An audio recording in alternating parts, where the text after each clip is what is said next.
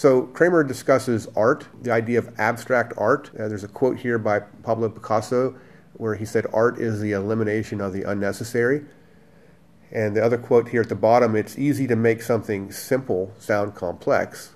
However, it's more difficult to make something complex sound simple." So the idea of really finding the essence of something. So if we write a paper and we're asked to write the abstract of the paper or the idea, it's really hard sometimes to take an entire long paper and pull out in just 3 or 4 sentences. You know, there's like the so-called elevator pitch.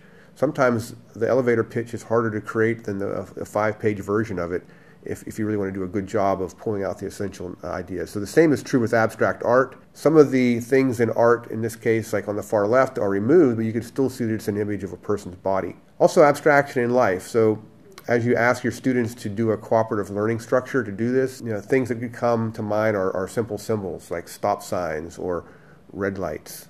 So another example of abstraction is the concept of a model and the corresponding simulation that might go with that model. An example model could be an everyday map that we use. So in this case, a map is a model of a real system. In this case, a system would be a city.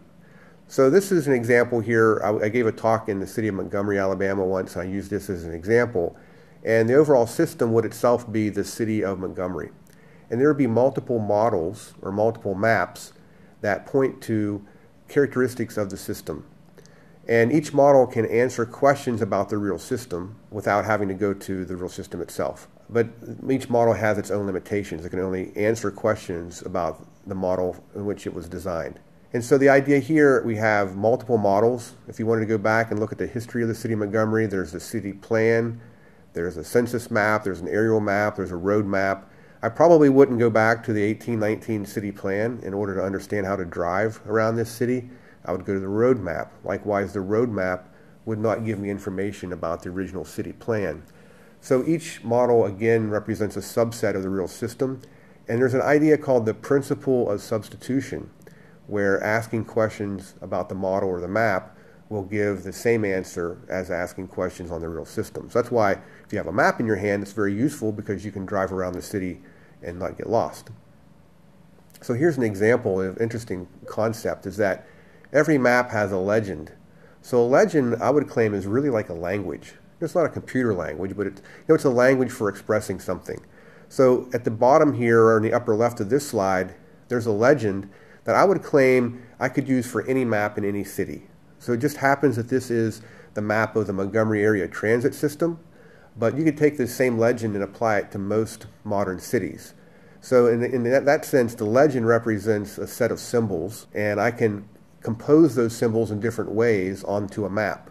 So in this case, I call the map my language, and the particular instance of this on the Montgomery area transit system. So that's a model and a language used to represent that model. And really, again, it's just an abstraction of the whole city. So if I was staying at the Embassy Suites and I needed to get to somewhere downtown, I could use this model to help navigate to the building that I needed to reach. Think about music and the notation used to express music. And I would claim that this is also an abstraction. So this abstraction would allow humans who do not speak the same verbal language to play music together. So if I took someone from 2 different languages who can't communicate verbally, they could still play a song together. So the abstraction here is represented by the language or the symbols used for musical notation. In this particular case, there's even 2 different views. So we have the traditional notes, and we have, in this case, a guitar tab. So I try to play guitar. I'm not very good, but this is an example of 2 different ways of playing a song on a guitar. And so we have the traditional notes, and then I have what's called tablature, a guitar tab, and both of these are models that represent a song. So I can express the song in 2 different ways. One interesting thing also is that this model is executable. So there are actually software programs where I can play or describe my song and hit the play button, and it will play the song for me. So music, again, is another abstraction. So abstraction in computer science is really interesting in terms of the quote shown here by Keith Devlin. So he wrote that once you realize that computing is all about constructing, manipulating, and reasoning about abstractions, he says it becomes clear that an important prerequisite for writing computer programs is the ability to handle abstractions in a precise manner. So that leads to a discussion then, what are the other areas in CS principles where abstraction appears? And we studied some of these in previous units. So you might ask, why are we, if abstraction is such a big idea, why are we only devoting one small lesson to it? Well, it's because the idea is spread across many other of the big ideas. And when we talk about those big ideas, we can mention the ideas of abstraction as they emerge. So it's kind of up to you on whether you want to introduce the concept of abstraction early in your course and be able to describe the instances when it emerges, or use some way of generally introducing the concept and then pulling it all together at the end. That's kind of the approach we did here. But just some examples even in this course that we looked at. Early on, we considered binary numbers and how those are an abstraction of underlying machine-level representations, electrical signals or magnetic signals, or a laser burns into a CD or DVD, and those can help build higher-level concepts such as songs or movies. So I can take the idea of a song and listen to the MP3 file at a very high level of abstraction, and I can go in and look at that file in some kind of editor and see what the actual bit patterns are. So there's multiple levels of abstraction there, from listening to the song to how it's actually executed underneath by some engine or some software that's playing the song. We studied procedural abstraction back in Unit 3 when we created the draw shape block that's able to take parameters representing the length of the side and the number of sides, and that one block is very general. It can be reused in many concepts, and it abstracts the essence of drawing a shape. I need to know the number of sides, and I need to know the length of those sides, and parameterization enabled that. So we considered the concept of procedural abstraction earlier as well.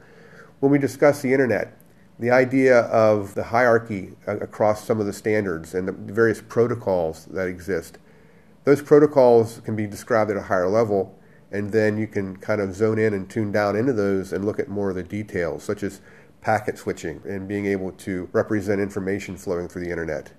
We just discussed a moment ago about models and simulations, and you can think about how in Unit 4, when we discussed data, how that might also apply. So there's other big ideas you can also think about where abstraction might cross-cut, but these are just a few that we've studied already in past units.